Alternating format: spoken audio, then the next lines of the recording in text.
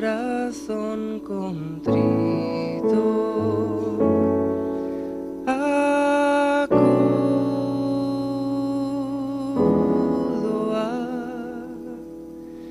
ti.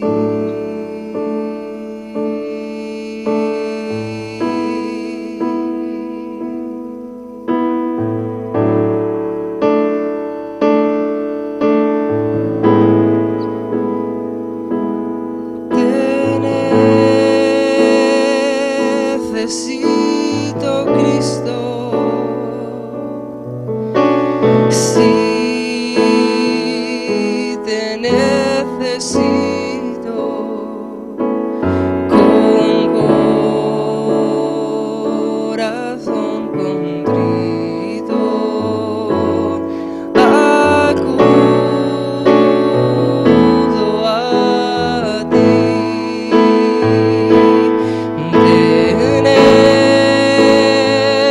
Necesito ya, bendito Salvador, me infunde dulce paz, tu tierna voz de amor.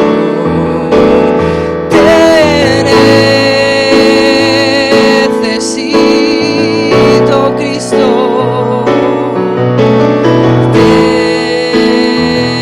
necesito,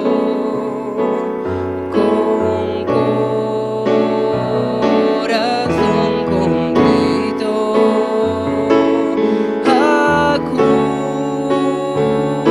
acudo a ti.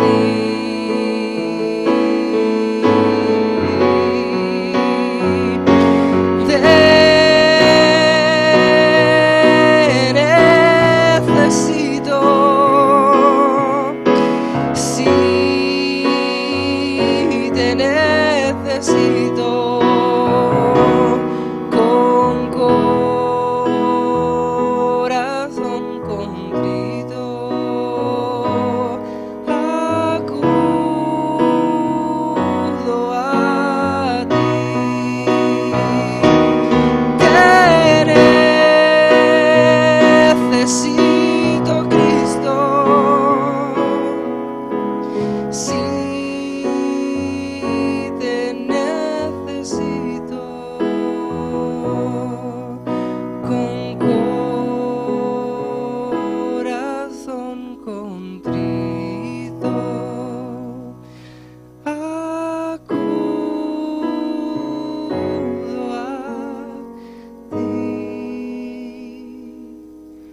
Con corazón contrito, acudo a ti.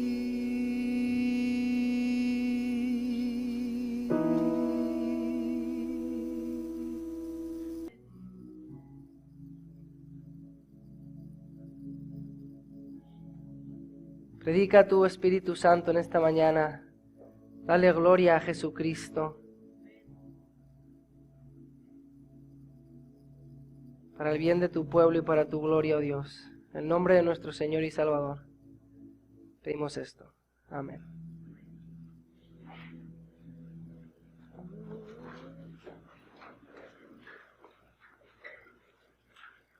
Bien, vamos a abrir nuestras Biblias en el libro de Lucas.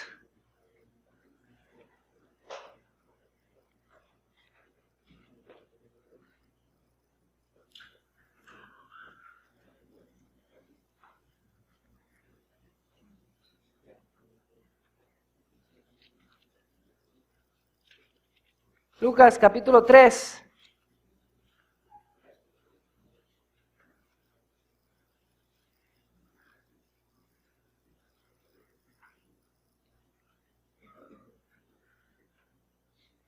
Hoy vamos a estudiar a Juan el Bautista, en el capítulo 3, su llamamiento, su predicación, su corazón y su mayor obra. Imagínense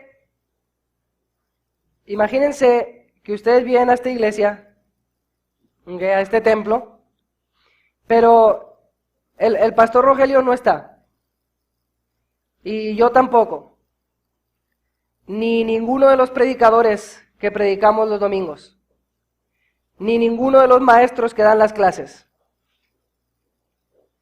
Imagínense que no hay nadie que enseñe la palabra. Imagínense, o sea, llega el domingo, algunos faltan los domingos, ¿verdad? Confiesen, algunos faltan los domingos, ¿verdad? Okay. Imagínense que el domingo que viene falta el pastor Rogelio, falto yo también y faltan todos los maestros. Y llegan ustedes, ¿no?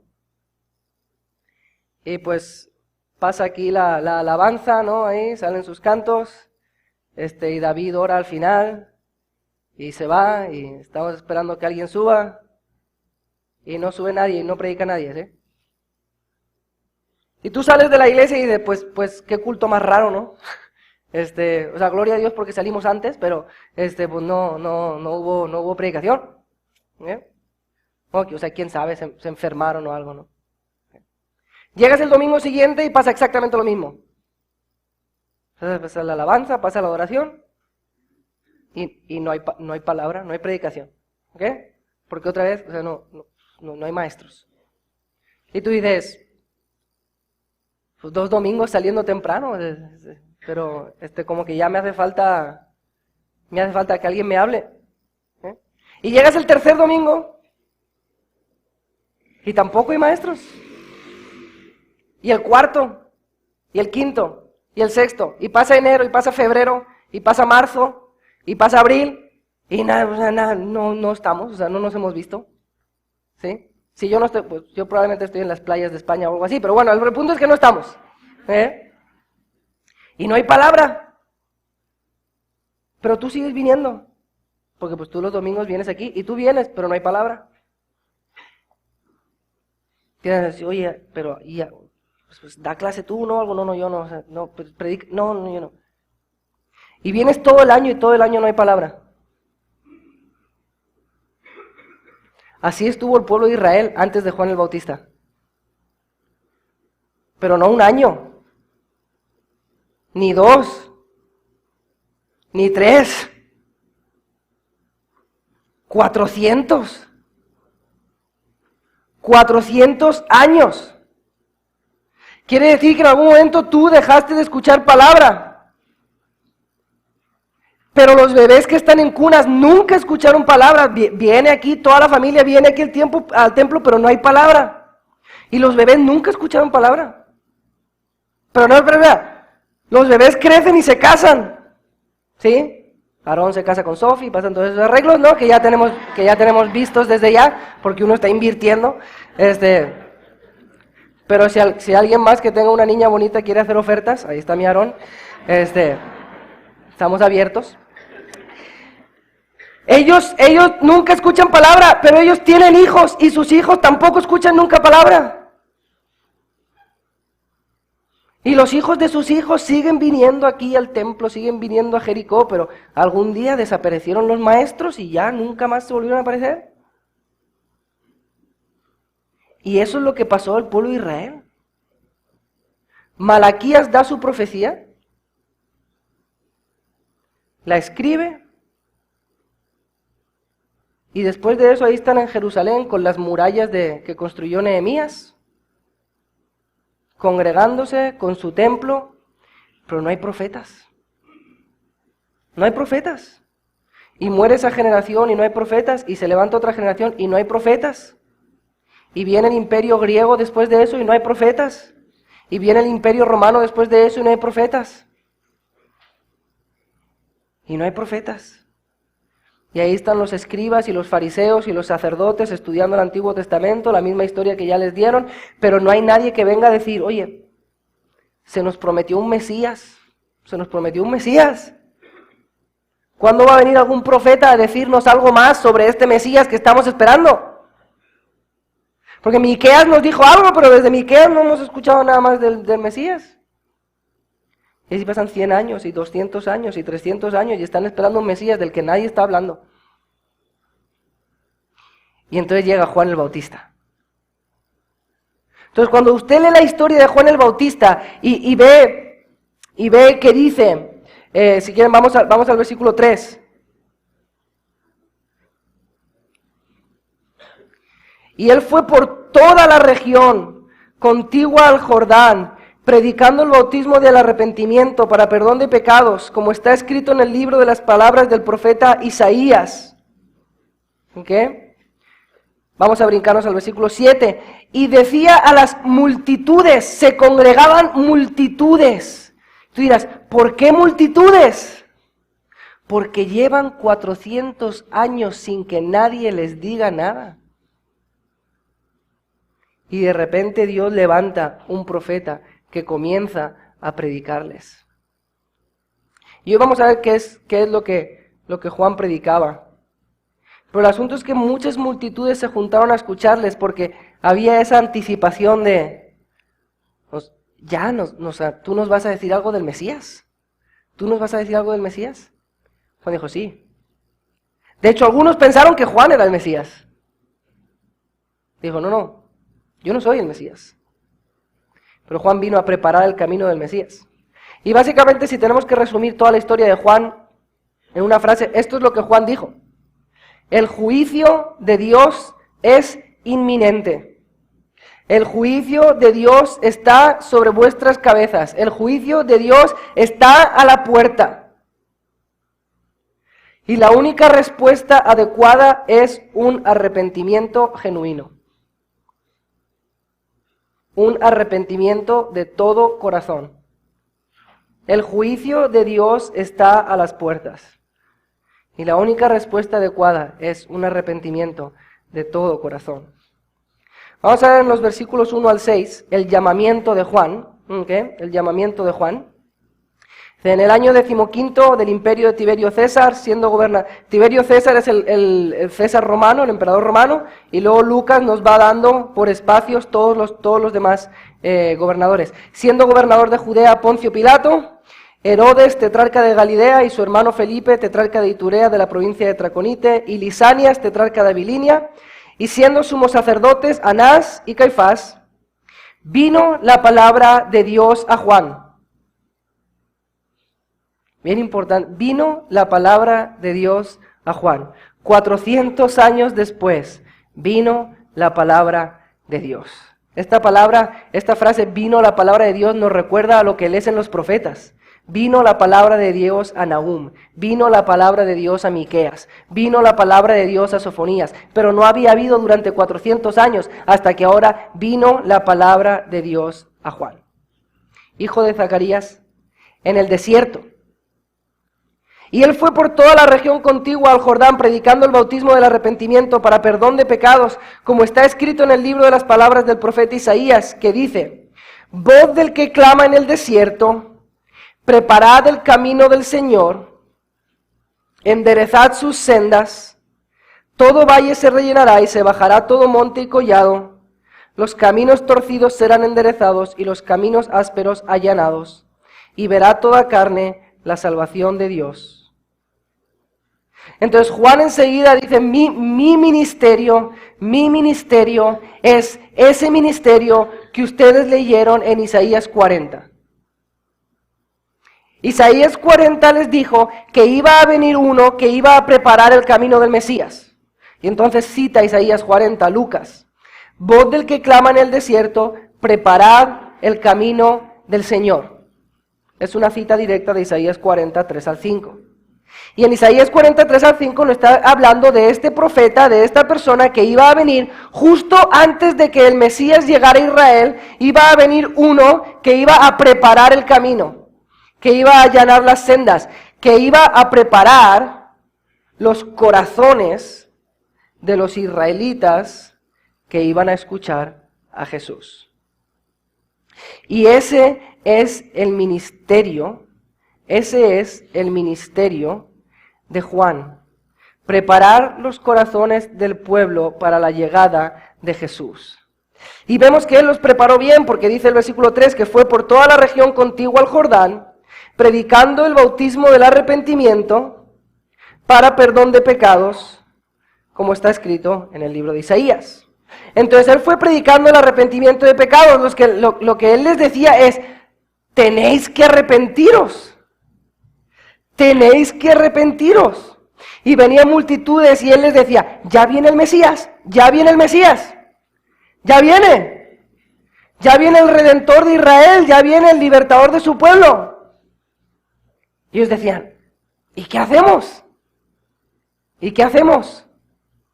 Decían, arrepentíos de vuestros pecados porque estáis pero bien mal. No, con esos corazones que tenéis ahora no podéis recibir al Mesías.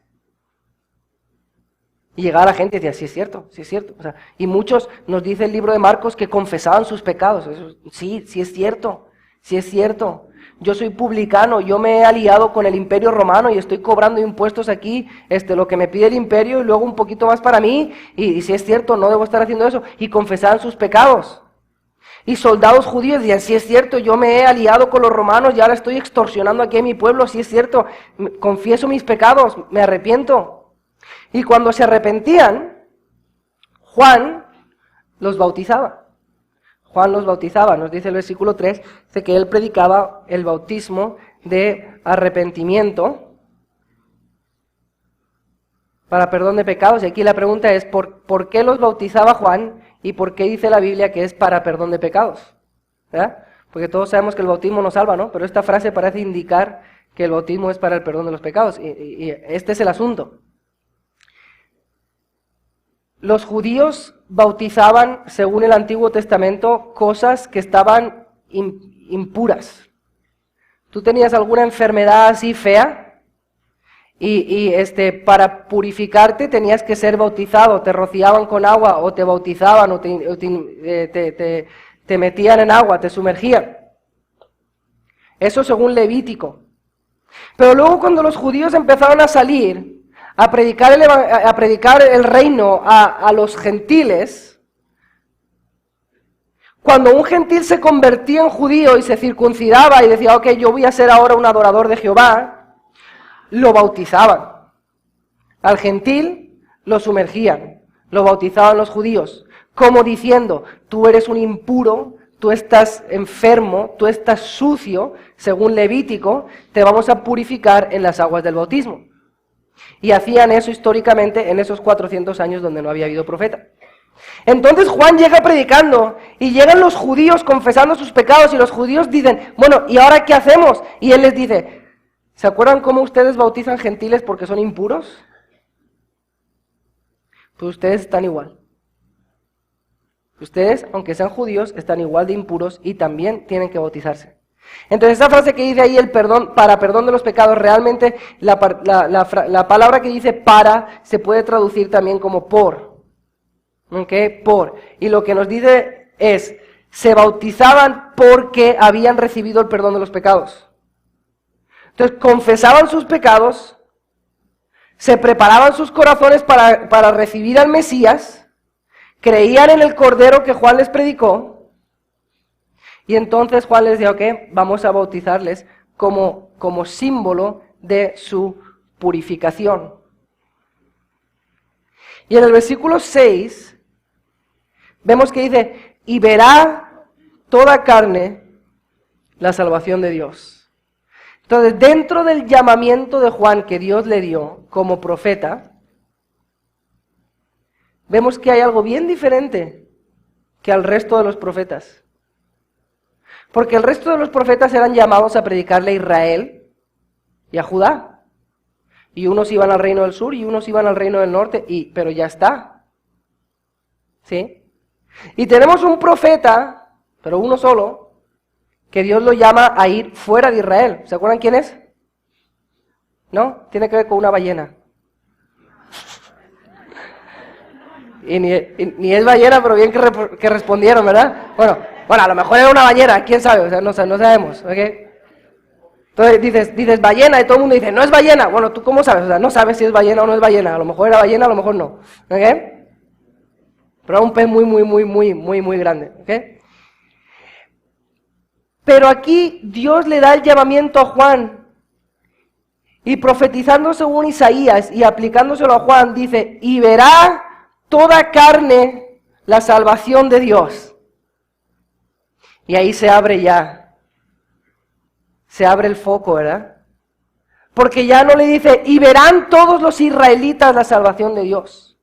Sino que dice, no, viene Jesús, toda carne, sin distinción, judíos y gentiles, van a comenzar a ver la salvación de Dios. Ese es el llamamiento que Juan recibió. Ahora vamos a ver la predicación de Juan, ¿ok? Comenzando en el versículo 7,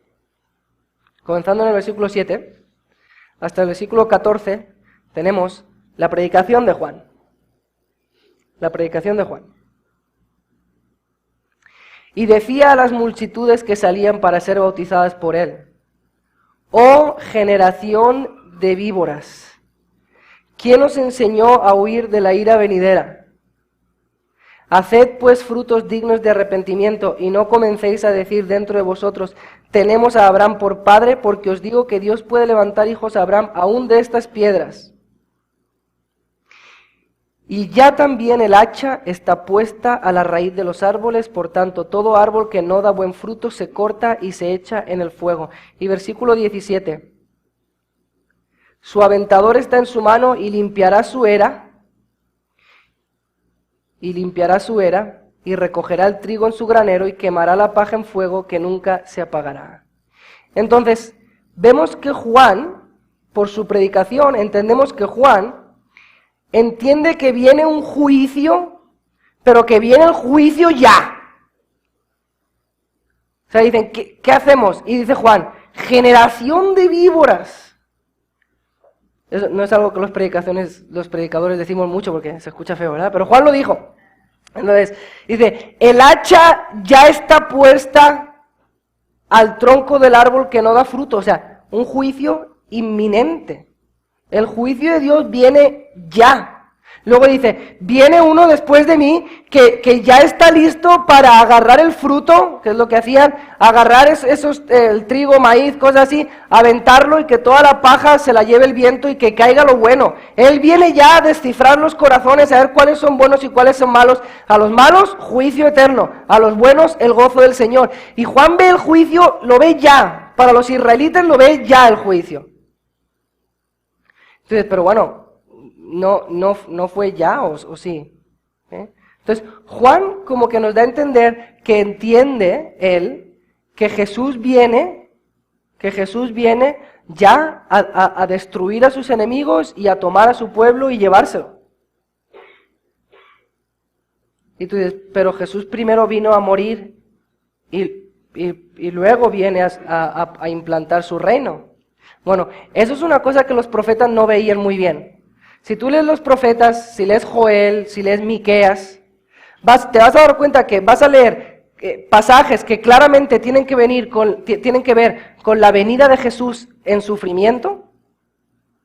Y luego, acto seguido, después hay un pasaje que te habla de la venida de Jesús en gloria.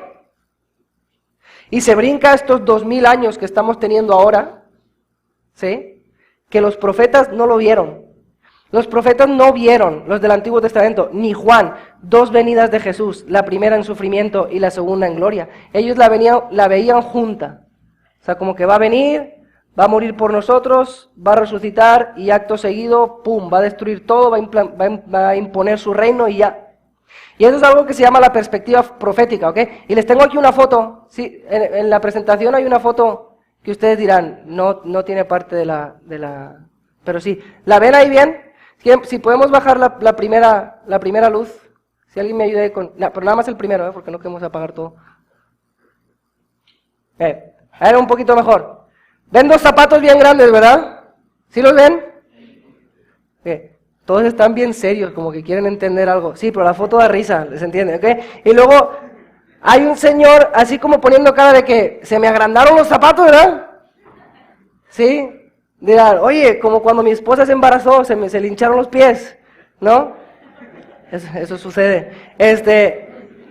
Ahora, si tú piensas un poquito lógicamente, ¿qué es lo que está pasando en esa foto? que, claro, la cámara está justo enfrente de los zapatos, ¿verdad? Y aunque parezca que el tipo tiene las piernas dentro de los zapatos, no las tiene, ¿verdad? El tipo debe estar como 1 metro o 1,5 metros detrás de los zapatos. Pero la perspectiva es que todo está junto, ¿verdad? Y eso es lo que los profetas no vieron.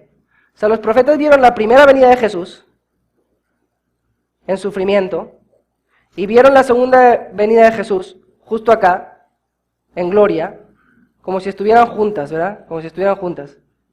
Y luego ya en el Nuevo Testamento es como que hacemos, y entonces nos damos cuenta que ahí hay la época de la iglesia, ¿ok? Entonces, Juan está predicando este juicio de esta venida de Jesús, donde él va a destruir a sus enemigos y va a imponer su reino, pero Juan tiene la visión profética, ¿ok? Esa visión profética que no le permite ver el espacio que está en el medio. De hecho, si se acuerdan, hay un momento cuando Juan está en la cárcel que envía a sus discípulos a Jesús. Juan envía a sus discípulos a Jesús a preguntarle, oye, ¿eres tú el Mesías o no? Entonces, ¿por qué pregunta Juan eso si él era el previo al Mesías? ¿Qué no sabía? Pasa que Juan piensa que Jesús viene a imponer su reino, que los malos se van, como está predicando él, que los malos se van a ir al juicio eterno y que los buenos van a reinar con él, y de repente está Juan en la cárcel, y está Juan ahí todo mal en la cárcel meditando, oye, como que me faltó algo, ¿no?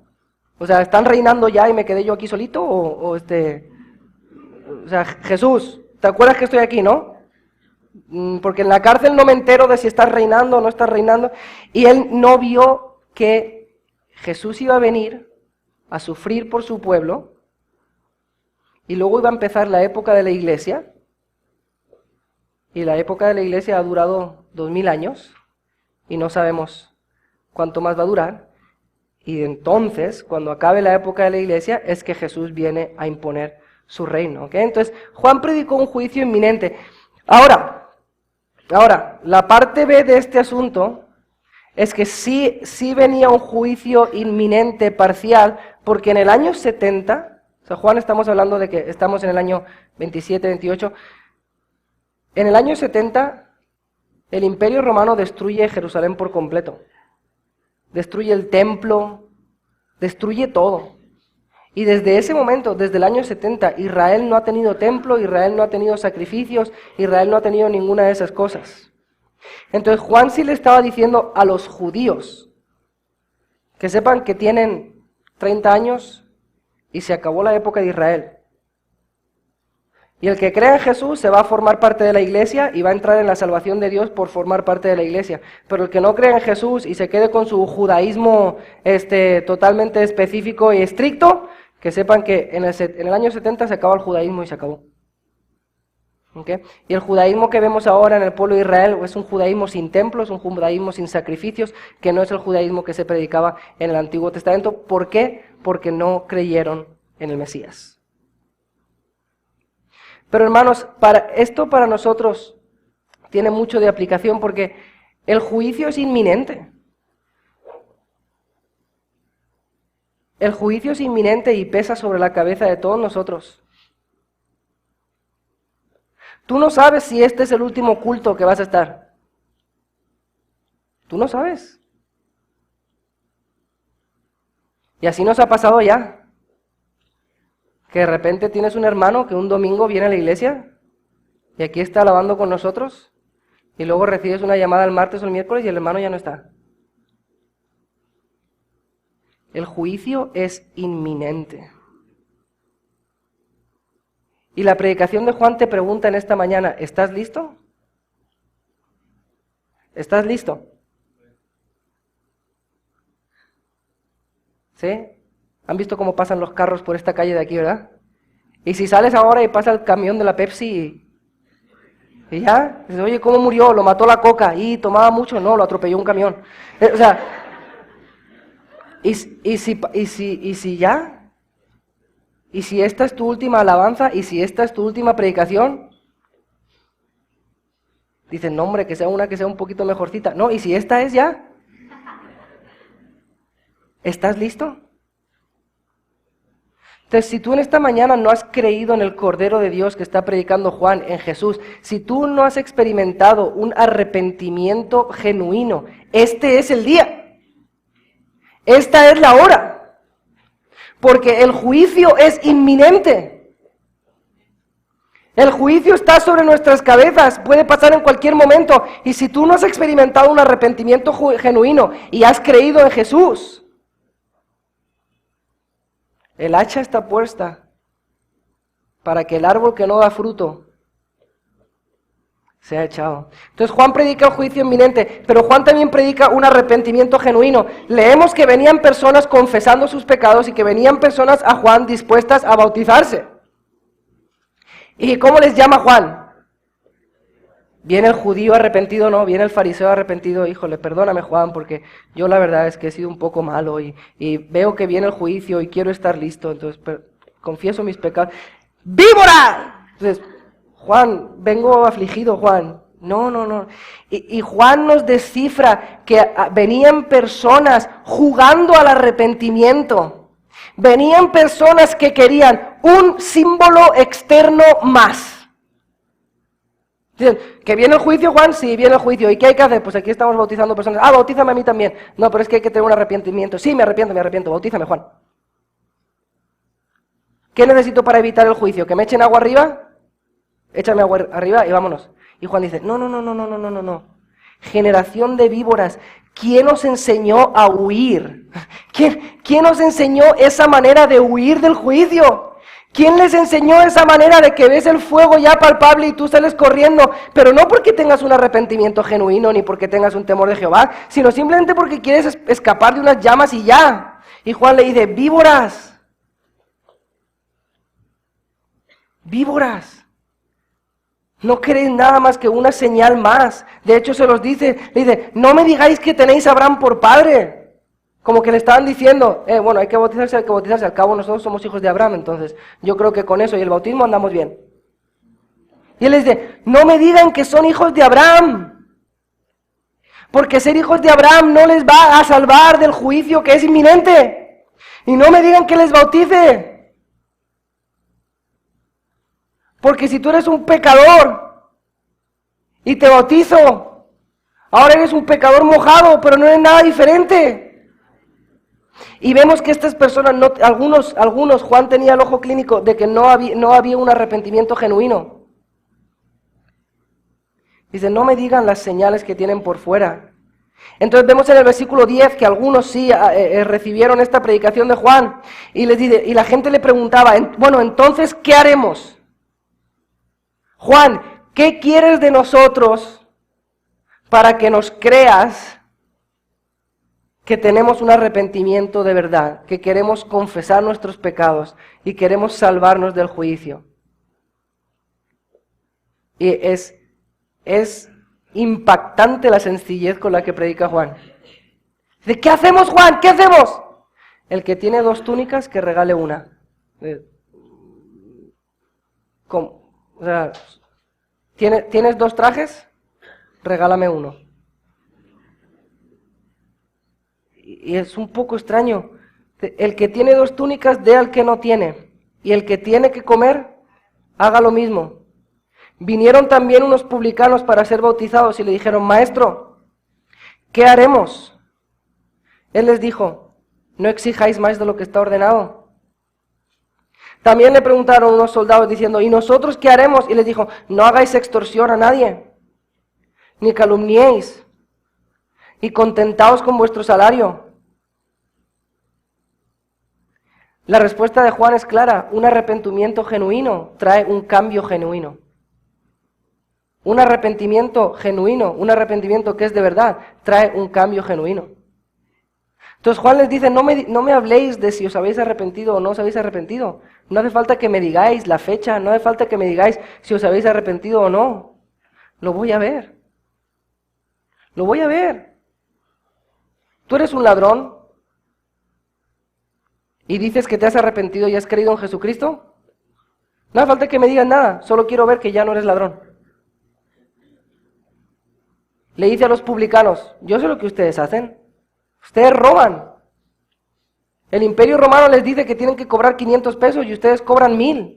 Le dan 500 al imperio y se quedan 500 para ustedes. Son ladrones, no están haciendo su trabajo bien. Y luego reciben su salario del imperio más lo que extorsionan de lo que cobran. Pero es que nos estamos arrepintiendo. No me cuentes historias, quiero verlo. Quiero ver que no cobras de más, ya está. Es bien sencilla la predicación de Juan. Y uno dirá, sí, pero es un poco rara. O sea, las personas vienen diciéndole, ¿qué haremos para ser salvos? ¿Qué haremos para no ir al juicio eterno? Y Juan dice, tienes que comer, dale al que no tiene. Entonces, suena como que a salvación por obras, ¿no? Suena. Pero Juan no es el único. Juan no es el único que predica esto. ¿Se acuerdan de Jesús con el joven rico?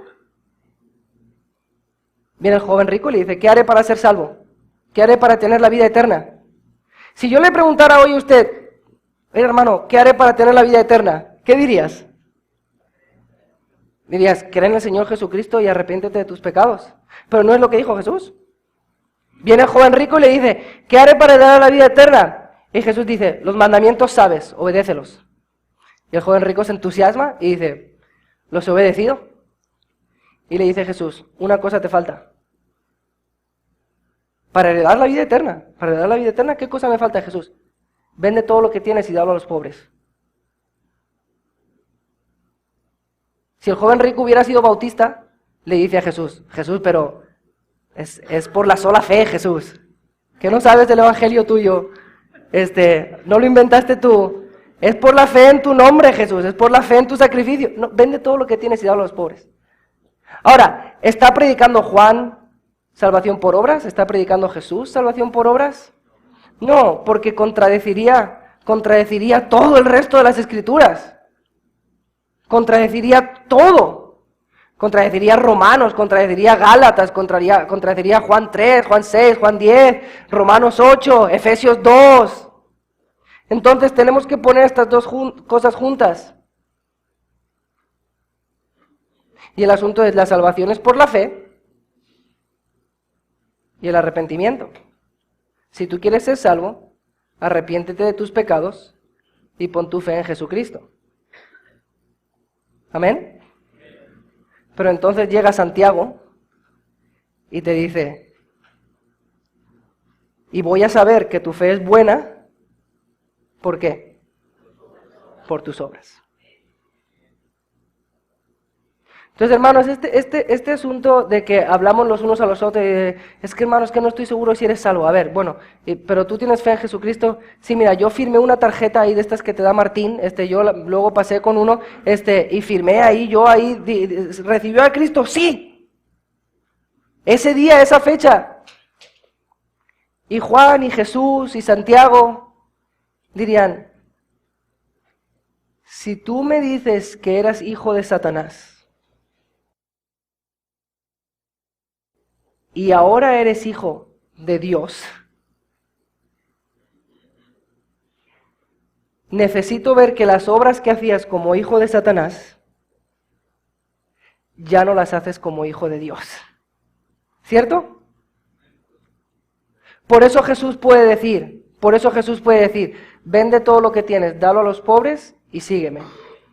¿Qué es lo que está diciendo? ¿Salvación por obras? No. Jesús le está diciendo, si tú crees en mí, si tú te aferras a mí, si yo soy todo para ti, joven rico, si tú estás arrepintiéndote de tus pecados y creyendo que yo soy todo lo que tú necesitas para la salvación, que yo soy todo lo que tú necesitas en este mundo, si tú me confiesas que yo soy el Señor del universo, y el joven rico dice, sí, yo confieso todo eso. Bueno, entonces, ¿para qué todas las riquezas que tienes? Véndelo todo y sígueme.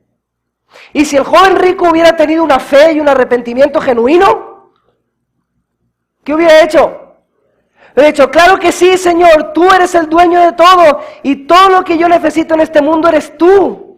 No necesito mis riquezas para ir al Padre, solo te necesito a ti, así que ahí están mis riquezas, yo te sigo a ti. No le salvó vender sus riquezas, pero vender sus riquezas probaría que su fe era genuina. Y Juan está predicando exactamente lo mismo. Le dice a los publicanos, no exijáis más de lo que está ordenado. ¿Se salvan los publicanos por no exigir más de lo que está ordenado? No, se salvan por la fe en el Cordero de Dios que Juan predicó. Pero lo que Juan les está diciendo es, si tú confías en el Cordero que te quita el pecado, y si tú verdaderamente estás arrepentido de este robo que estás haciendo, ¿sí? Y dices, he desobedecido la ley de Dios, si honestamente estás diciendo eso, entonces no lo vas a hacer más. Pero le dice a otros, pero ustedes, generación de víboras, no quieren hacer ningún cambio, quieren seguir exactamente igual, quieren seguir siendo víboras, hijos de Satanás, pero quieren mojarse aquí en el bautismo para ver si con eso escapan, pero no quieren hacer ningún cambio. Vayan y tengan cambios. Por eso les dice, frutos de arrepentimiento. Por eso les dice, frutos de arrepentimiento. Versículo 8, haced pues, ¿qué? Frutos dignos de arrepentimiento. Entonces, hermanos, el mensaje para nosotros en esta mañana es el mismo. ¿Tienes tú frutos dignos de tu arrepentimiento? Se puede ver tu fe, se puede ver tu arrepentimiento, o tu arrepentimiento y tu fe son secretos. Y Juan diría, y no me digas que los domingos vienes a la iglesia y que eres miembro de Jericó. Haz frutos dignos de arrepentimiento. ¿Cómo qué? ¿Cómo qué? Si ahora Dios es tu Padre, ¿tienes una comunión con tu Padre? Si ahora Jesús es tu Salvador, ¿tienes una comunión con tu Salvador? Si ahora tú tienes un corazón nuevo que Dios te dio, ¿son tus deseos y tus ambiciones nuevas o son los mismos deseos y ambiciones que tenías antes? Si ahora estás buscando el reino de Dios y su justicia, si tú ya te arrepentiste de haber estado buscando todas las cosas de este mundo, ¿ahora estás buscando el reino de Dios y su justicia o sigues buscando lo mismo que estaba buscando antes? Hay que hacer frutos dignos del arrepentimiento, no para salvarnos, sino para probar que nuestra fe y nuestro arrepentimiento fueron genuinos. Vemos en la predicación de Juan también, si vamos al versículo 18, que hay obviamente cosas aquí en Lucas 3 que no vemos, pero que Juan sí dijo, ¿ok? Lucas 3 no nos está contando todo palabra por palabra lo que Juan dijo, porque les dice, generación de víboras, ya el hacha está puesta en el árbol y ya Jesús tiene, o sea, le dice todas esas cosas malas, ¿verdad? Y en el versículo 18 dice Lucas, con estas y otras muchas exhortaciones anunciaba las buenas nuevas al pueblo. Y si solo lees Lucas 3 dices, pues qué buenas nuevas. ¿Cómo que buenas noticias? Si lo único que está diciendo es que somos víboras y que ya el hacha está puesta. Entonces, hay cosas que no están en Lucas 3, pero que Juan sí predicó, que son las buenas nuevas. Como por ejemplo, Juan 1:29, ¿se acuerdan? Le dijo a todo el mundo, he aquí el Cordero de Dios que quita el pecado del mundo. Entonces, si de repente quisiéramos ahí, y parece que Juan predicaba salvación por obras, no es cierto. A todo el mundo le dijo, he aquí el Cordero de Dios, ¿que qué? Que quita el pecado del mundo. O sea, bien claro. Si ustedes creen que es mi bautismo lo que quita el pecado del mundo, no es así. He aquí el Cordero de Dios que quita el pecado del mundo. Si ustedes creen que son sus obras lo que les va a quitar el pecado, no. He aquí el Cordero de Dios que quita el pecado del mundo. Entonces Juan dijo, aquí está el Cordero, aquí está el último sacrificio. Él va a morir para quitar nuestros pecados. Y a todos aquellos que confesaban sus pecados, se arrepentían y ponían su fe en el Cordero de Dios, dice ahí la palabra, que recibían el perdón de los pecados. Luego vemos, empezando en el versículo 15, la confesión de Juan. La confesión de Juan. Y es que la predicación de Juan era tan poderosa, Juan fue un profeta tan poderoso, que muchos empezaron a pensar que él era el Mesías. Entonces venía y decía, oye, Juan, ¿eres tú el Mesías? Y vemos en Juan una humildad genuina que le da toda la gloria a Cristo. Entonces vemos en Juan el ejemplo de lo que Juan quiere, el ejemplo de lo que Juan predica, lo vemos en Juan una vida que se desenfoca de uno mismo y solo señala a Cristo. Le dicen, como el pueblo estaba en expectativa, versículo 15, preguntándose todos en sus corazones si acaso Juan sería el Cristo, respondió Juan diciendo a todos, yo a la verdad os bautizo en agua, pero viene uno más poderoso que yo, de quien no soy digno de desatar la correa de su calzado. Él os bautizará en Espíritu Santo y fuego. Espíritu Santo para los salvos, el bautismo del Espíritu Santo, el Espíritu Santo viene a morir a nosotros. Fuego para los no salvos, bautismo en el infierno. Su aventador está en su mano y limpiará su era y recogerá el trigo en su granero. O sea, Él es el soberano de su pueblo. El que viene después de mí, Él es el que quita el pecado del mundo. Él es el que te puede bautizar con el Espíritu Santo. Él es el que decide si crees en Él o no, si vas a ir al infierno o no.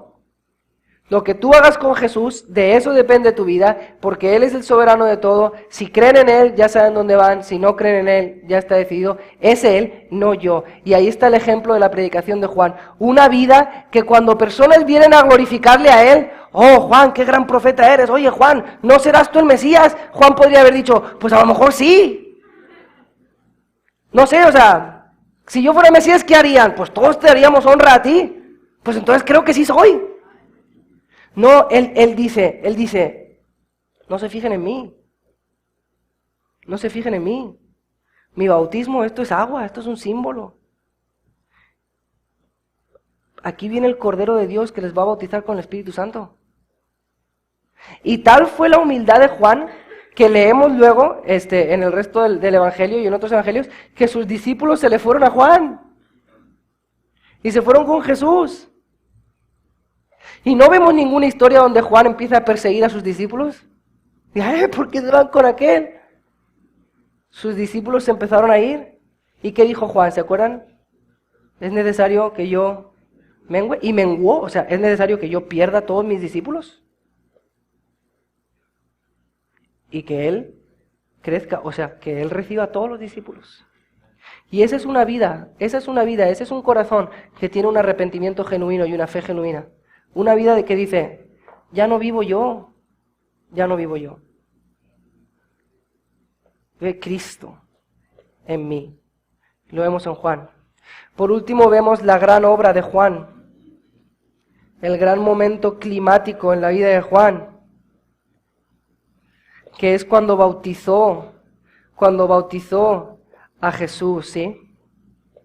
Aconteció que cuando todo el pueblo se bautizaba, también Jesús fue bautizado, y orando el cielo se abrió y descendió el Espíritu Santo sobre él en forma corporal como paloma, y vino una voz del cielo que decía, tú eres mi Hijo amado, en ti tengo complacencia. Este fue el momento culminante de la vida de Juan. Bautizó a multitudes, bautizó a muchas personas, pero el clímax de Juan fue tomar al Hijo de Dios y bautizarlo a Él también. Obviamente no para el perdón de los pecados, sino como señal del inicio de su ministerio y como señal de todos, porque vino el Espíritu Santo como paloma y se posó sobre Él y se escuchó una voz. Vino una voz del cielo a toda la multitud que estaba ahí. Este es mi Hijo amado. Entonces Juan señala y dice, eso es lo que yo vine a hacer. Eso es lo que Dios a mí me había dicho. Que iba a haber yo uno, que el Espíritu Santo iba a venir sobre él, y ese iba a ser el Mesías. Entonces Juan señala a ese, he aquí el Cordero de Dios, que quita el pecado del mundo, y probablemente en los siguientes días, no sabemos exactamente cuánto tiempo, dice el versículo 19, entonces Herodes el tetrarca, siendo reprendido por Juan a causa de Herodías, mujer de Felipe su hermano, y de todas las maldades que Herodes había hecho, sobre todas ellas, añadió además esta, encerró a Juan en la cárcel. Entonces Juan toma su vida, prepara al pueblo para que venga Jesús. Jesús les va a decir, hey, yo vengo a salvar a los enfermos, no a los sanos. Y todo el pueblo, una gran parte del pueblo dice, sí, eso nos dijo Juan, que estamos enfermos. Y Jesús dice, sí, por eso me necesitan a mí. Juan prepara a todos en ese arrepentimiento inicia a Jesús en su ministerio, es el instrumento para que Dios hable, ¡pum! Este es mi Hijo amado. Juan dice, he aquí el Cordero que quita el pecado del mundo, y acto seguido dice, Herodes, eso que estás haciendo está mal, y Herodes viene, se lo lleva a la cárcel, y ya sabemos lo que pasa después en la cárcel, ¿verdad? Se termina la vida de Juan. Entonces, hermanos, viendo la obra de Juan en esta mañana, hay dos cosas que tenemos que meditar. La vida de Juan el Bautista, preparó los corazones de aquellos que le escuchaban para recibir a Jesús. Sus discípulos fueron discípulos que cuando vieron a Jesús se fueron con Jesús porque Juan los había preparado para irse con Jesús. Y yo les pregunto, ¿y nuestras vidas, hermanos? Tú tienes compañeros de trabajo, tú tienes hermanos, tú tienes primos, tú tienes familia, tienes amigos, tienes compañeros de clase que viven contigo, que escuchan lo que tú dices, que escuchan lo que tú confiesas, que ven tu vida, que ven lo que tú haces. Después de verte y escucharte, ¿están sus corazones más listos para recibir a Jesús o menos? Porque uno de los grandes argumentos que los inconversos tienen para no recibir a Jesús, ¿cuál es? Para ser como los que están en la iglesia, mejor no. O sea, que hay personas que se dicen cristianos, que por medio de su vida hacen exactamente lo contrario que hizo Juan. En vez de allanar el camino para que venga Jesús a ese corazón, lo que hacen es poner obstáculos para que Jesús no pueda llegar.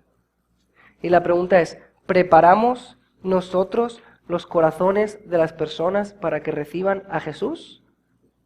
¿O las personas que te conocen a ti están menos listos para recibir a Jesús? Y lo segundo que tomamos de Juan, de su predicación, es, ¿tenemos nosotros ese arrepentimiento genuino? ¿O somos como los fariseos que querían otra señal externa? Somos hijos de Abraham, estamos circuncidados, y si dices que nos tenemos que bautizar, nos bautizamos. ¿O somos como las personas que confesaban sus pecados y decían, sí, ¿qué debo hacer? Arrepiéntete de tus pecados. Ok, aquí está. Como dice Efesios, el que hurtaba no hurte más, el que mentía no mienta más. Las obras pasadas, el viejo hombre, eso es pasado. Ahora todas las cosas son hechas nuevas. ¿Da nuestra vida evidencia del arrepentimiento y la fe que decimos que tenemos? ¿O tenemos que argumentar con palabras en contra de lo que dicen nuestros hechos? Vemos que la predicación de Juan preparó y vemos que la predicación de Juan le dio gloria a Cristo, hermanos. Y para eso es nuestra vida. Dios te puso aquí en este mundo para que tú mengues y Jesús sea exaltado. ¿Cómo da tu vida gloria a Cristo?